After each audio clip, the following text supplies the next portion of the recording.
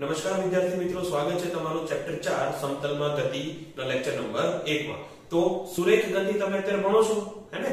તો એમાં શું હતું, સુરેખ ગતિમાં તમારી પાસે એક જ લીટી હતી, એમાં એક ઉદ્ગમ બિંદુ હતું, પછી તમારો જે કંઈ પણ કણ ગતિ કરતો હોય ત્યાં લીટી ઉપર જ ગતિ કરવા માટે બંધાયેલો હતો। એનો એમ કહો કે ઉપર જા તો એ જઈ શકે નહીં, ત્યાં આપણે એનું અટકી જવાનું આવે। તો આપણે જોવાનું આવે સુરેખ ગતિમાં એક લીટી વિશે છે હે ને। હવે આપણે જોવાનું છે સમતલમાં, મતલબ કે આખા બોર્ડમાં ગમે ત્યાં ગતિ કરી શકે।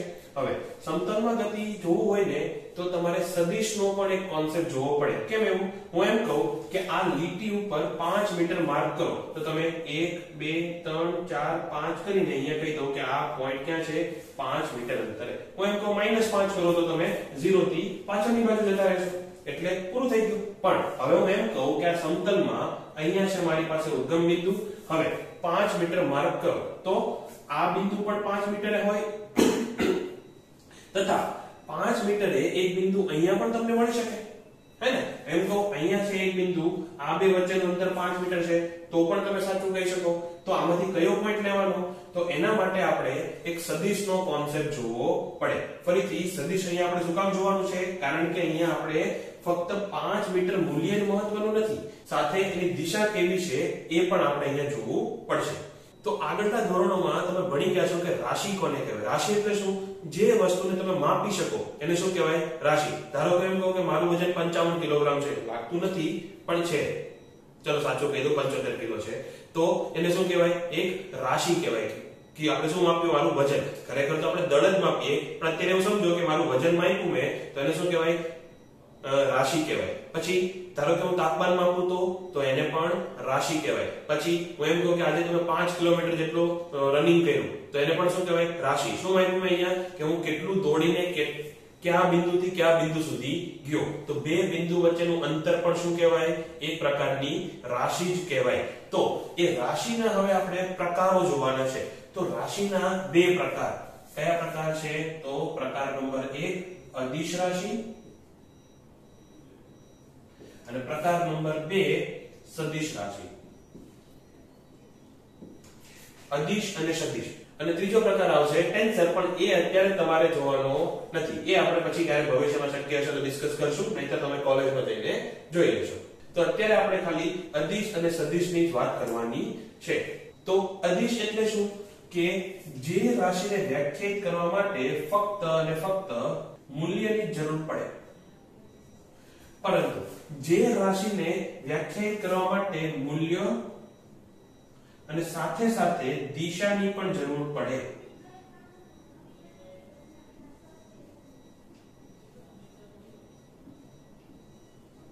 તો એવી રાશિને શું કહેવાય?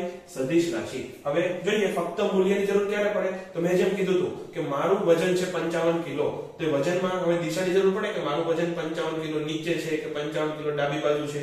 ના। તો એ વજન અથવા અહીંયા દળ કેવી રાશિ કહેવાય? તો કે સદિશ રાશિ। તો અહીંયા લખીએ દળ। પછી હું એમ કહું કે કેટલો સમય થયો, તો તમે કહેશો 2 વાગ્યા। હવે એવું કહેશો કે જમણી બાજુ 2 વાગ્યા કે ડાબી બાજુ 2 વાગ્યા કે ઉત્તરમાં 2 વાગ્યા કે પૂર્વમાં 2 વાગ્યા, તો સમય પણ કેવો થયો?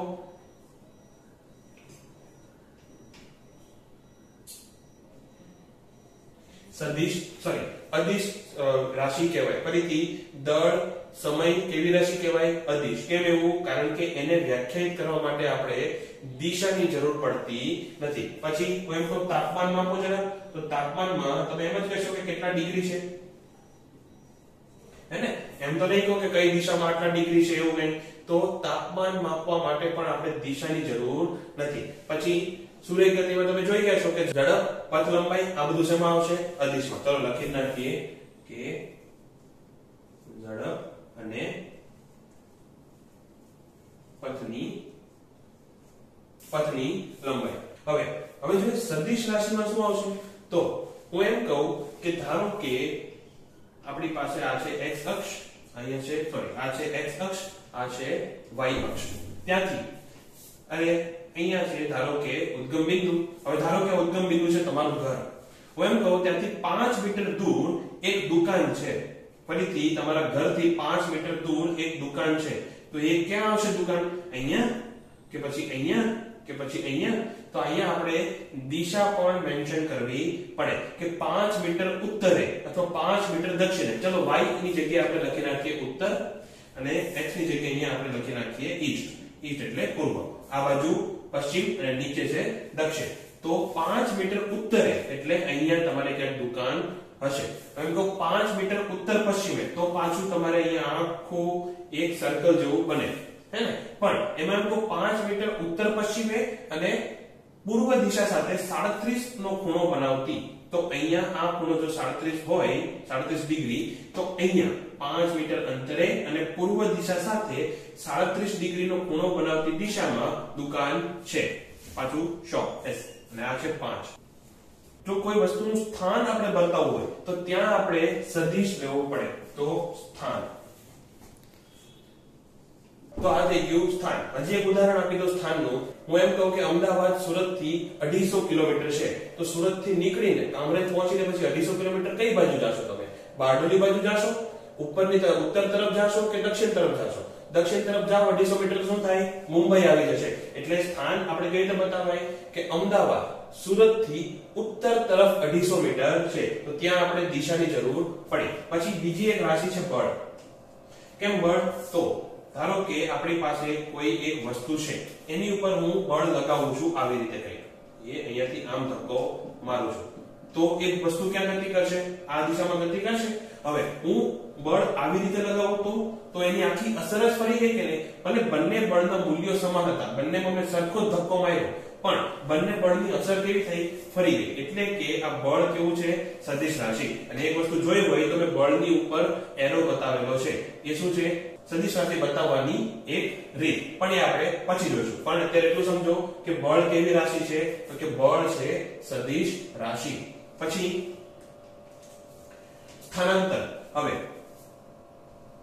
જેમ મેં પેલું દુકાન વાળું ઉદાહરણ આપ્યું હતું ને, એ ઉદાહરણ પાછું આપું. હું એમ કહું પાછું કે મારા ઘરથી 5 મીટર અંતરે દુકાન છે, ત્યાં તમે જઈને કંઈક સામાન લઈ આવો. તો કેવી રીતે જાશો? ફરીથી 5 મીટર તો ગમે ત્યાં થાય, તો તમારે અહીંયાથી ચાલુ કરીને અહીંયા જ પૂરું થવું પડે કે નહીં? તો 5 મીટર તમે ક્યાં ચાલ્યા? અહીંયા હું ખાલી ઉદાહરણ માટે કહી દઉં છું.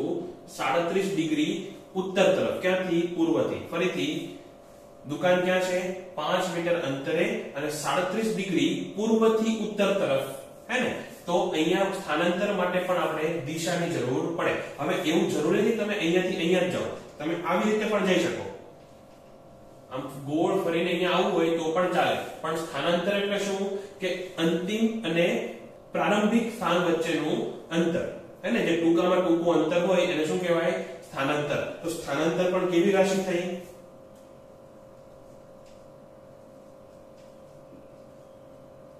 સદિશ રાશિ. પછી સ્થાનાંતર જો સદિશ રાશિ હોય તો વેગ પણ સદિશ રાશિ થાય કે નહીં? કેમ એવું? તો હું એમ કહું કે એક કણ 5 મીટર પ્રતિ સેકન્ડની ઝડપથી ગતિ કરે છે. તો આ કણ 5 મીટર પ્રતિ સેકન્ડની ઝડપથી આ બાજુ પણ ગતિ કરતો હોય, આ બાજુ પણ ગતિ કરતો હોય, અહીંયા નીચે પણ ગતિ કરતો હોય, આમ પણ ક્યાંય ગતિ કરતો હશે. બધું કહેવાય તો 5 મીટર પ્રતિ સેકન્ડ, પણ આપણે અહીંયા સાથે સાથે દિશા પણ બતાવવી પડે કે જાય છે તો ક્યાં જાય છે, હે ને? આ બાજુ જતો હોય તો આની શું થઈ ગઈ? દિશા. જો નીચે જતો હોય તો આની શું થઈ ગઈ? દિશા. વેગ કેવી રાશિ કહેવાય? તો એ પણ એક પ્રકારની સદિશ રાશિ જ કહેવાય. તો હવે રાશિના પ્રકારો એકદમ ક્લિયર થઈ ગયા, અદિશ અને સદિશ. અદિશમાં જો તમારે વ્યાખ્યાયિત કરવું હોય તો કેટલી વસ્તુ જોઈએ? એક જ વસ્તુ. કઈ વસ્તુ? મૂલ્ય. સદિશ વ્યાખ્યાયિત કરવું હોય તો ખાલી મૂલ્યથી આપણું કામ ચાલે નહીં, તો ત્યાં આપણે દિશાની પણ જરૂર પડે. તો હવે જો કોઈ સદિશ રાશિ હોય તો એને કેવી રીતે દર્શાવવાની? તો આપણે એને દર્શાવશું. ધારો કે આપણી પાસે છે સદિશ A. તો સદિશ એને કેવી રીતે દર્શાવવાનો?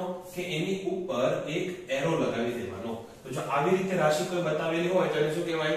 સદિશ રાશિ. આની પહેલા જોયું હતું ને મેં બળની ઉપર એરો કરેલો હતો. હવે મેં જેમ કીધું આ સદિશને મૂલ્ય અને સાથે સાથે દિશા પણ હોય. તો જો મારે ખાલી મૂલ્ય બતાવવું હોય તો આ શું છે? સદિશ.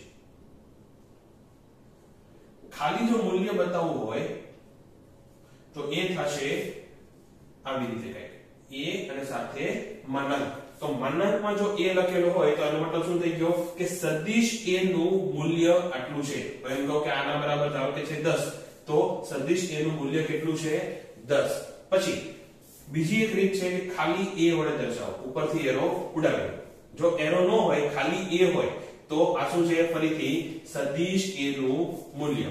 બીજી એક રીત છે સદિશને દર્શાવવાની, પણ એ તમારે વાપરવાની નથી. એ વાપરશે ચોપડીવાળા. કઈ રીતે? કે એને એકદમ ઘાટો કરી દે, આમ આવી રીતે, મતલબ બોલ્ડ લેટરમાં લખેલું હોય. તો જો આ બોલ્ડ લેટર હોય તો આપણે એવું જ સમજી લેવાનું કે આ કેટલું છે કે a ની ઉપર એક એરો છે. પણ પરીક્ષામાં કે ક્યાંય પણ આવી રીતે તમારે દર્શાવવાનું નથી. બાકી રીતે મારી જેવા પેપર તપાસવાળો જો કન્ફ્યુઝ થઈ જશે કે સદિશ બતાવેલું છે કે અદિશ, તો માર્ક ઉડી જશે. એટલે આપણે સદિશ દર્શાવવા માટે આ જ રીત વાપરવાની, મૂલ્ય દર્શાવવા માટે તમે જે રીત વાપરવી હોય તે વાપરી શકો. જો આળસ ન આવતી હોય તો આ રીત વાપરવાની, આળસ આવતી હોય તો આ રીત વાપરવાની, કઈ ફરક પડે નહીં. પછી સદિશને દર્શાવવાની હવે ચિત્રાત્મક રીત જોઈએ કે જો આપણે સદિશને દોરવો હોય તો કેવી રીતે દોરાય. તો ચિત્રાત્મક રીત એટલે શું? કે જો આપણે સદિશને દોરવો હોય, તો સદિશનું આપણે ચિત્ર દોરવું હોય તો કઈ રીતે આપણે એને દર્શાવવાનો. હવે ચિત્ર દોરવું એટલે શું? કે કોઈ આકાર આપણે દોરવો પડશે, હે ને? તો કેવો આકાર લેશો? તો જો સદિશ પાસે બે વસ્તુ છે, એક તો મૂલ્ય, બીજી દિશા. તો એવો કયો આકાર છે કે જેને મૂલ્ય પણ હોય અને દિશા પણ હોય, મતલબ મૂલ્ય પણ આપી શકાય અને દિશા પણ આપી શકાય? તો એ છે એરો. ધારો કે આ છે કોઈ સદિશ a, આવી રીતે. તો સદિશ a ની દિશા કઈ થઈ? તો આ એરોની દિશામાં, મતલબ જે એરોની જે દિશા હોય એ જ શું થશે? સદિશ a ની દિશા. અને જો હું એમ કહું કે આ એરોની લંબાઈ છે l, આવી, તો l એ કેવો લેવાનો આપણે? તો કે એના મૂલ્યને સમપ્રમાણમાં. આને તમે આમ પણ લખી શકો કે l છે એ a ના સમપ્રમાણમાં છે. હવે આ હું પછી સમજાવું, અત્યારે આટલું સમજી લો કે a ની દિશા કેવી આવશે? તો કે એરોની દિશા હોય a અને એની લંબાઈ એ એના મૂલ્યના સમપ્રમાણમાં હોય. એક ઉદાહરણ લઈએ એટલે આ વસ્તુ સમજાય જાય. પણ એની પહેલા જે આપણે ચિત્રણ કર્યું ને, આના આ ભાગને શું કહેવાય? તો આને કહેવાય પૂંછ, કે a ની પૂંછડી, સદિશ a ની પૂંછડી. આ ભાગને શું કહેવાય? શીર્ષ, કે સદિશ a નું માથું. ફરીથી આ ભાગ કયો છે એનો? પૂંછડી. આ ભાગ એનું માથું. અને દિશા ક્યાંથી ક્યાં હોય? તો કે પૂંછડીથી માથા તરફ. હવે આપણે આની વાત કરીએ તો એની પહેલા હું એક ઉદાહરણ લઈ લઈએ. તો ઉદાહરણ એવું છે કે દર્શાવો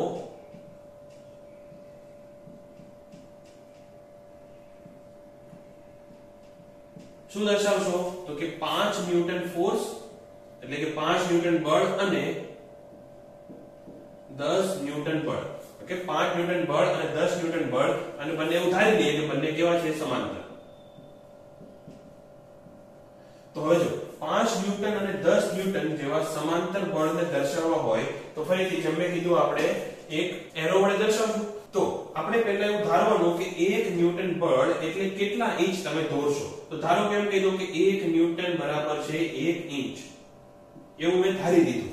ઓકે, 1 ન્યૂટન એટલે 1 ઇંચ. તો 5 ન્યૂટન બળ દર્શાવવું હોય તો કેટલા ઇંચ જોઈશે મારે? તો 5 ઇંચ. ઓકે, ધારો કે આ છે 5 ઇંચ, તો આ થઈ ગયું 5 ન્યૂટન બળ. અને ધારો કે આવી કઈ એની દિશા હશે. હવે બોલો 10 ન્યૂટન બળ દર્શાવવું હશે તો એ એરોની લંબાઈ વાળે કેટલી રાખવી પડશે? તો એ રાખવી પડશે 10 ઇંચ જેટલી. અને દિશા કેવી? સમાન. કેમ? કારણ કે બે કેવા છે? સમાંતર. તો 10 ન્યૂટન બળ આ થશે, હે ને? પણ હવે કોઈ એમ કે મારે 1 ન્યૂટન બરાબર 1 ઇંચ નથી લેવું, 1 ન્યૂટન બરાબર મારે લેવું છે 10 ઇંચ. સોરી, 10 એટલું બધું નહીં, 2 ઇંચ લેવું છે. એટલા બધા આપણે દિલદાર નથી. તો 1 ન્યૂટન બરાબર આપણે 2 ઇંચ લેવું હોય તો હવે બોલો 5 ન્યૂટન દર્શાવવા માટે કેટલું જોઈએ મારે લંબાઈ? તો એ થશે 10 ઇંચ જેટલી. તો આ કેવું થઈ ગયું? 5 ન્યૂટન. અને હું પાંચડો બરાબર લખું, 5 ન્યૂટન.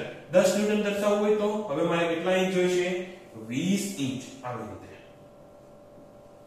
તો આ તમારા હાથમાં છે કે 1 ન્યૂટન બરાબર કેટલું લ્યો. પણ આ એકવાર ફિક્સ થઈ ગયું તો એવું ન કહેવાય કે મારે 5 ન્યૂટન માટે 1 ન્યૂટન બરાબર 1 ઇંચ લેવું છે અને 10 ન્યૂટન માટે 1 ન્યૂટન બરાબર 2 ઇંચ લેવું છે. એકવાર તમે આ ફિક્સ કરી દીધું તો પછી જે કઈ એરો દોરો એની લંબાઈ એ એના મૂલ્યના સમપ્રમાણમાં હોવી જોઈએ. હવે આ સમજાય છે, હે ને? આ કેસ માટે 1 ન્યૂટન બરાબર 1 ઇંચ માટે k કેટલો થાય? તો એ થશે 1 ઇંચ પર ન્યૂટન. ફરીથી આ કેસ માટે કે જ્યારે મેં 1 ન્યૂટન બરાબર 1 ઇંચ લીધું છે ત્યારે આ k કેટલો થશે 1, મતલબ જો a 5 તો l 5, a 10 તો l 10. એવી જ રીતે અહીંયા 1 ન્યૂટન બરાબર 2 ઇંચ જો લેવું હોય તો અહીંયા k કેટલો થશે, એ થશે 2 ઇંચ પર ન્યૂટન. હે ને, ફરીથી k કેટલો થશે 2 ઇંચ પર ન્યૂટન. એટલે કે a 5 તો l 10, a 10 તો l 20. એવી રીતે હું એમ કહું કે 1 ન્યૂટન બરાબર 10 ઇંચ તો k કેટલું થયું 10 ઇંચ પર ન્યૂટન જેટલું. તો a 5 તો l 50, a 10 તો l 100. તો 100 ઇંચ લાંબો સદિશ તમારે દોરવો પડે. તો હવે આશા રાખું કે આ તમને સમજાઈ ગયો છે કે સદિશની લંબાઈ કેવી રીતે લેવાની. તો પહેલો સદિશ દોરતી વખતે લંબાઈ તમારા હાથમાં. હું એમ કહું કે ધારો કે મેં 5 યુનિટ દોરવા માટે 6 ઇંચ જેટલી લંબાઈ લીધી છે. તો અહીંયા k કેટલો થયો, તો જો l કેટલી લીધી છે આપણે 6 ઇંચ, અને a કેટલો છે અહીંયા તો કે 5 ન્યૂટન. તો k કેટલો થશે, k થશે 6/5 ન્યૂટન પર ઇંચ. પછી હવે જ્યારે 10 ન્યૂટન દોરવો હોય ત્યારે આને ખાલી 60/5 જેટલો લંબાઈનો દોરવાનો. તો પહેલો સદિશ તમારા હાથમાં, એની લંબાઈ તમારે જેટલી રાખવી હોય એટલી રાખો. પરંતુ પહેલો સદિશ દોર્યા પછી આ k શોધી લેવાનો. k શું છે, સમપ્રમાણતાનો અચળાંક.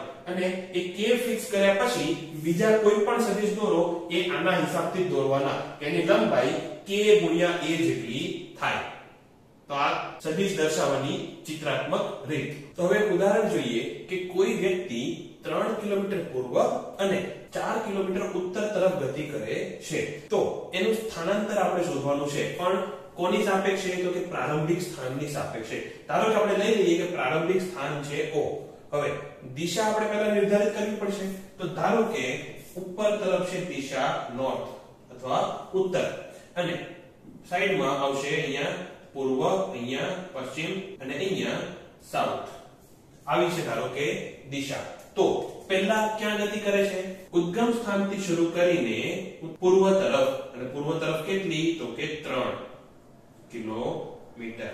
હવે જો પહેલો સદિશની લંબાઈ આપણે ગમે એટલી લઈ શકાય. તો ધારો કે આ લંબાઈ છે 6 ઇંચ. ધારો કે આ લંબાઈ કેટલી છે 6 ઇંચ. હવે અહીંયા આવીને પછી વ્યક્તિ શું કરે છે, 4 કિલોમીટર ઉત્તર તરફ જાય છે. ઉત્તર ક્યાં છે, ઉપરની તરફ. હવે જો 4 કિલોમીટર વાળો એરો દોરવો હોય તો હવે લંબાઈ કેટલી રાખવી પડશે મારે. તો જો આના માટે 1 કિલોમીટર બરાબર મેં કેટલા ઇંચ લીધા, 2 ઇંચ લીધા ને. ટોટલ લંબાઈ કેટલી છે 6 ઇંચ, અને સદિશનું મૂલ્ય કેટલું છે 3 કિલોમીટર. તો 1 કિલોમીટર માટે કેટલા ઇંચ લીધા મેં, 2 ઇંચ લીધા. તો હવે જો મારે 4 કિલોમીટર વાળો એરો દોરવો હોય તો એ કેટલી લંબાઈનો થશે, 8 ઇંચ લંબાઈનો એરો થશે. તો આ થઈ ગયું 4 કિલોમીટર ઉત્તર. આ સમજાય છે? અને હવે આપણે શું શોધવાનું છે, સ્થાનાંતર.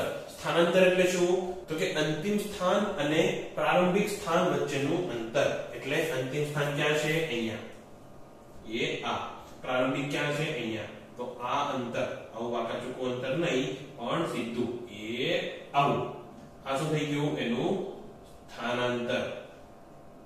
ઓકે, સ્થાનાંતર દર્શાવ્યું છે એટલે કહી દો સ્થાનાંતર. હવે ધારો કે આપણે નામ આપી દઈએ. આ બિંદુ છે O, આ બિંદુ છે A અને આ બિંદુ છે B. હવે શું શોધવાનું છે આપણે, આનું મૂલ્ય, આ લંબાઈનું મૂલ્ય. ફરીથી આ લંબાઈ મેં કેટલી લીધી છે, તો કે 6 ઇંચ. આ લંબાઈ કેટલી લીધી છે, તો કે 8 ઇંચ. તો આ લંબાઈ શોધતા ફાવશે હે. તો પાયથાગોરસના પ્રમેયનો ઉપયોગ કરો અને એ લંબાઈ તમારે આવશે 10 ઇંચ જેટલી આવે છે. ગણો જરા, જાતે ગણો ફટાફટ. આપણે હું ડાયરેક્ટ લખું છું કે OB બરાબર કેટલું થાય, વર્ગમૂળમાં OA નો વર્ગ વત્તા AB નો વર્ગ. તો એ કેટલું થાય, OA કેટલું છે 6 ઇંચ, 6 નો વર્ગ કેટલો 36 ઇંચ, વત્તા AB કેટલું છે 8 ઇંચ, 8 નો વર્ગ કેટલો 64 ઇંચ. હવે ઇંચ નહીં, ઇંચ નો વર્ગ પણ ભૂલી જાઓ. હવે આ કેટલું થાય, તો કે વર્ગમૂળમાં 100, અને વર્ગમૂળમાં 100 એટલે કેટલા 10. આનો એકમ શું આવશે, ઇંચ. આપણે લંબાઈ માપીએ છીએ ને, તો એકમ કેટલો આવ્યો, ઇંચ. હવે જો 2 ઇંચ માટે આપણે કેટલી લંબાઈ લીધી હતી, 1 કિલોમીટર. તો 10 ઇંચ માટે લંબાઈ કેટલી થશે, 5 કિલોમીટર. મતલબ કે સ્થાનાંતર કેટલું થયું, 5 કિલોમીટર. આ થઈ એક રીત ગણવાની બીજી રીત એ છે કે તમે ડાયરેક્ટ કહી લો કે 3 કિલોમીટરનો વર્ગ વત્તા 4 કિલોમીટરનો વર્ગ બરાબર કેટલો થશે તો કે 5 કિલોમીટરનો વર્ગ હે ને તો એ રીત પણ તમે ગણી શકો આ તો ખાલી એક ઉદાહરણ છે અત્યારે તમારે નોટબુકમાં પણ લખવાની જરૂર નથી પણ એટલું સમજી ગયા કે સ્થાનાંતર કેવી રીતે માપવાનું તો સ્થાનાંતર એ વ્યક્તિએ લીધેલા પાથ પર ગતિ કરશે નહીં એ આવી રીતે પણ જઈ શકે વ્યક્તિ ધારો કે આમ ગોળ ફરીને જવું હોય તો પણ જઈ શકે કોઈ વાંધો નથી પણ સ્થાનાંતરની લંબાઈ કેટલી રહી સમાન જ રહી એ ખાલી અંતિમ સ્થાન અને પ્રારંભિક સ્થાન ઉપર જ આધાર રાખે તો એ આપણે માપી લીધું કેટલું થતું હતું તો કે સ્થાનાંતર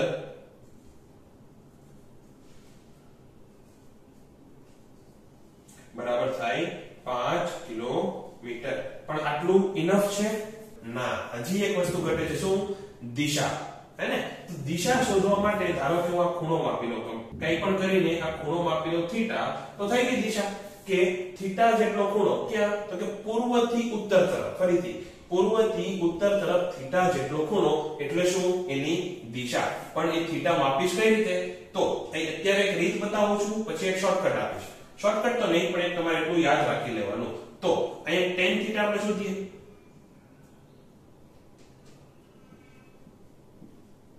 કેટલો થાય છે tan થીટા તો tan થીટા શું થાય સાબાના છેદમાં પાવા સામેની બાજુ છેદમાં પાછળની બાજુ તો સાબા કેટલું છે AB પાવા કેટલું છે OA તો એ કેટલું થયું 4 ના છેદમાં 3 આ શું થયું tan થીટા તો થીટાનો થીટા શોધવું હોય તો આપણે શું લેવું પડે tan ઇન્વર્સ 4 ના છેદમાં 3 તો આ એક રીત છે બીજી રીત શું છે કે જો તમારી પાસે 3 4 5 વાળો ત્રિકોણ હોય આ 3 આ 4 આ 5 અને આ ખૂણો હોય થીટા તો હંમેશા tan ઇન્વર્સ 4 ના છેદમાં 3 કેટલો આવશે ખબર છે તો એ આવશે 53 ડિગ્રી ફરીથી tan ઇન્વર્સ 4 ના છેદમાં 3 કેટલો આવશે લગભગ 53 ડિગ્રી એક્ઝેક્ટ નહીં લગભગ 53 ડિગ્રી તો યાદ રાખો તો વાંધો નહીં અને આવી રીતે ગણો તો પણ વાંધો નહીં તો અહીંયા આ ખૂણો કેટલો આવશે 53 ડિગ્રી તો આ ખૂણો કેટલો થાય 37 ડિગ્રી હે ને આ ખૂણો 90 હોય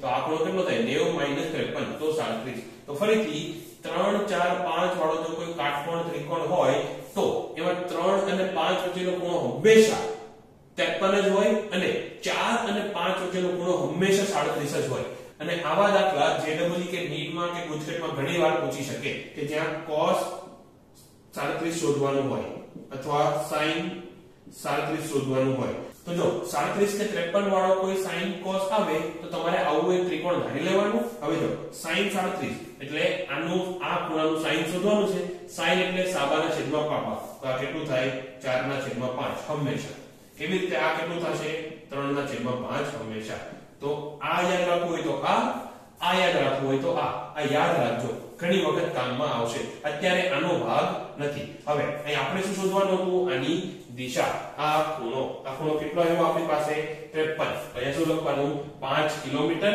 અને 53 ડિગ્રી નોર્થ ઓફ ઈસ્ટ એટલે કે north East 53 degree north of East મતલબ કે પૂર્વની ઉત્તર તરફ 53 ડિગ્રી ઓકે તો આ થઈ ગયો આપણો જવાબ તો જો જવાબમાં આપણી પાસે બે મૂલ્યો છે એક શું છે તો કે સ્થાનાંતરનું મૂલ્ય અને આ બીજું શું છે સ્થાનાંતરની દિશા કેમ બે વસ્તુ જોઈ કારણ કે સ્થાનાંતર કેવી રાશિ છે તો કે સદિશ રાશિ ઓકે તો લખવું હોય તો લખો બાકી અહીંયા સુધી લખવાનું છે જો લખવું હોય તો બાકી હું PDF સેન્ડ કરી દઈશ હવે આગળનો ટોપિક છે બે સદિશ વચ્ચેનો ખૂણો જેટલો લાગે છે એટલો સિમ્પલ નથી જો આપણે એક ઉદાહરણ લઈ લઈએ એક નહીં ત્રણ ઉદાહરણ લઈ લઈએ એમાંથી ઉદાહરણ નંબર 1 ધારો કે આપણી પાસે બે સદિશ છે A અને B મૂલ્ય ગમે એટલા હોય ડઝન્ટ મેટર કારણ કે આપણે ખૂણો જ માપવાનો છે આ મૂલ્ય કદાચ આ સદિશ કરતા લાંબો હોય તો પણ ખૂણો બદલાશે નહીં આવી રીતે ખૂણો છે ધારો કે આ ખૂણો છે 60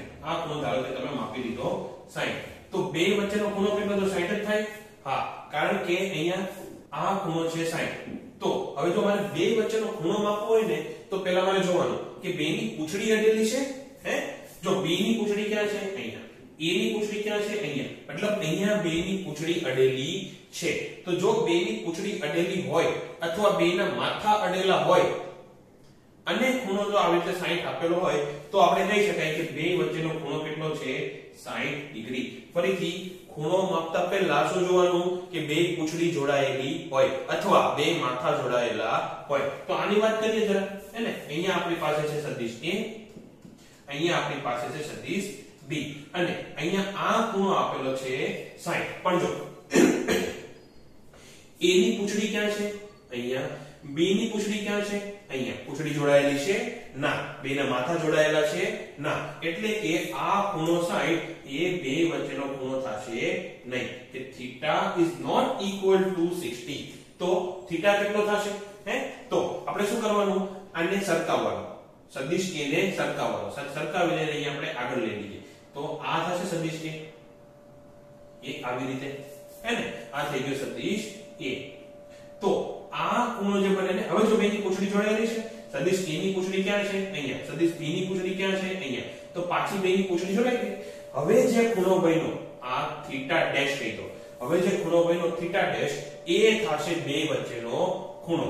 θ ડેશ ને θ જ કહેવાનો છે, આને કહી દો θ ડેશ. θ શું છે? θ છે બે વચ્ચેનો ખૂણો. એટલે જ આપણે કીધું ને θ not equal to 60. તો આ થઈ ગયો θ. હવે આ θ કેટલો છે? તો જો આ ખૂણો કેટલો છે? આ ટોટલ આખો અહીંયાથી ચાલુ કર, બ્લેક થી ચાલુ કરીને આ ડોટેડ રેડ લાઈન છે ત્યાં સુધીનો ખૂણો કેટલો છે? 180. હવે આખો ખૂણો 180, એમાંથી આટલો ખૂણો 60. તો આ ખૂણો કેટલો વધ્યો? તો કે θ બરાબર થશે 180 માઈનસ 60. એ કેટલો છે? 120 ડિગ્રી.